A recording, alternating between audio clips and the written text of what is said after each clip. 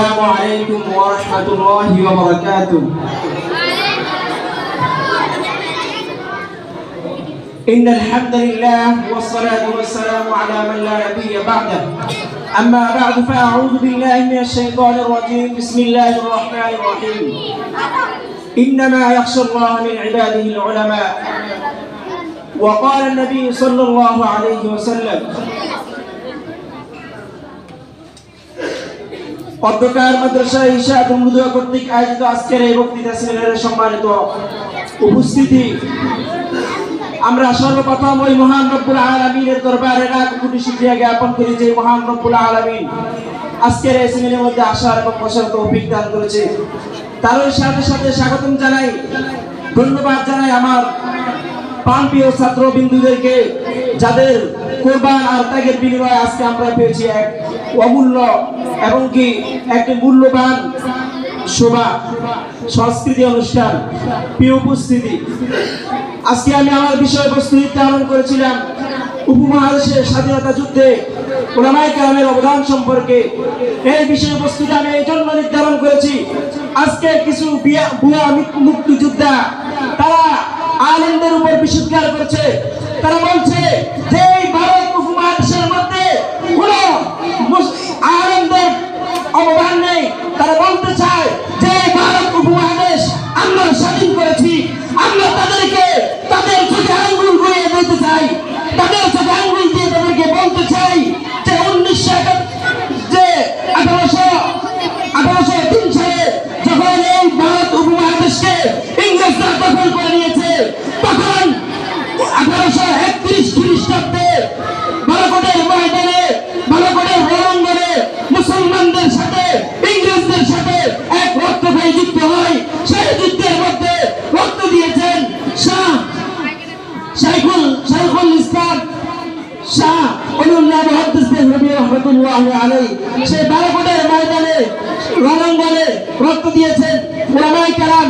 অতঃপর 1857 সালে যখন আবারও মুসলমানদের সাথে ইংরেজদের বিরুদ্ধে, ইংরেজদেরকে এই উপমহাদেশ থেকে বিতাড়িত করার জন্য যে আবার লড়াই শুরু হয়, সেখানে আবারও মুসলমানরা রক্ত দিয়েছেন, সেখানে আবার উলামায়ে কেরামকে রক্ত দিয়েছেন। অতঃপর 1913 সালে সাইফুল হিন্দ রহমাতুল্লাহি আলাইহি তার নেতৃত্বে কাশ্মীরের আন্দোলনের ডাক আসে। সেখানেও তিনি এই আন্দোলনের ডাক দিতে গিয়ে ইংরেজ হাইলাদারদের কর্তৃক মাল্টার দ্বীপ আন্দোলনে মাল্টার দ্বীপ কারাগারে বন্দী হন। 7 বছর 3 মাস তিনি জেলে কারাবদ্ধ হয়ে 1920 খ্রিস্টাব্দে এসে আবারও তিনি অসহযোগ আন্দোলনের যুদ্ধে রাখতেন। অতঃপর 1927 খ্রিস্টাব্দে এসে সমগ্র ভারত উপমহাদেশের মধ্যে ইংরেজদেরকে বিতাড়িত করার জন্য, ইংরেজদেরকে ভারত উপমহাদেশ থেকে চিরতরে মুক্ত করার জন্য অসহযোগ আন্দোলন সৃষ্টি হয়েছে। সেই তর্কে মহামেলাতের ঘোষণা দিয়েছেন শাইখুল হিন্দ রহমাতুল্লাহি আলাইহি।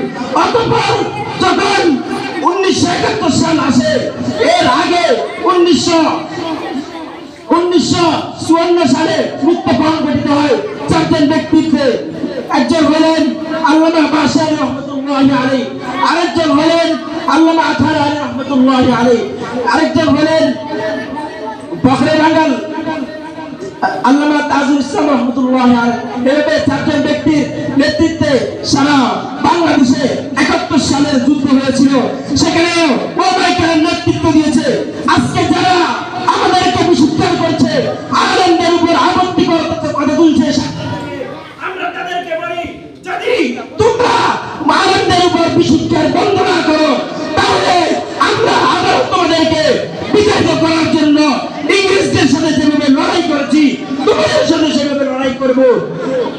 মুহতারাম হাজিরিন, আমরা আবারও হুঁশিয়ারি উচ্চারণ করতে চাই, ইতিমধ্যে আমাদের পার্শ্ববর্তী রাষ্ট্র ভারত, তারা আমার দেশের ভাইদের উপর, আমার দেশের মুসলিম, আমার সচেতন মুসলিমদের উপর তারা জুলুম অত্যাচার করছে।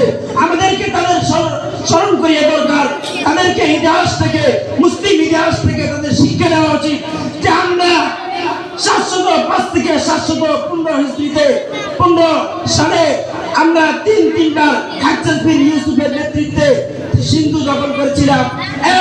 এর কারণ হলো যে সে একজন নারীর উপর জুলুম অত্যাচার করেছিল। অতঃপর যখন ইংরেজরা 200 বছর পর্যন্ত এই দেশের মধ্যে শোষণ করেছিল, আমরা সেখানেও তাদেরকে বিতাড়িত করেছি, থাকতে দেই নাই। মুসলমানের উপর নির্যাতন হবে আর দেশের মধ্যে থাকবে, এটা মুসলিম জাতি কখনো মেনে নিতে পারে না।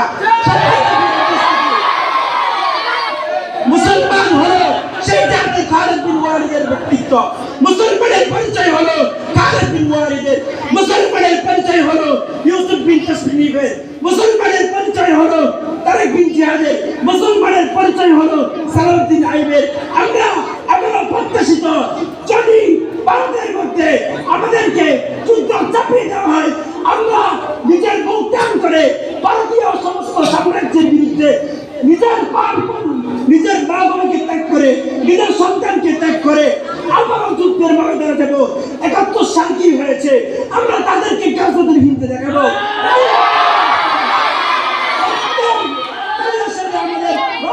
যুদ্ধ হবে যদি এতে আমাদের সন্তানরা এতিম হতে হয়, আমরা আমাদের সন্তানদেরকে এতিম করতে প্রস্তুত।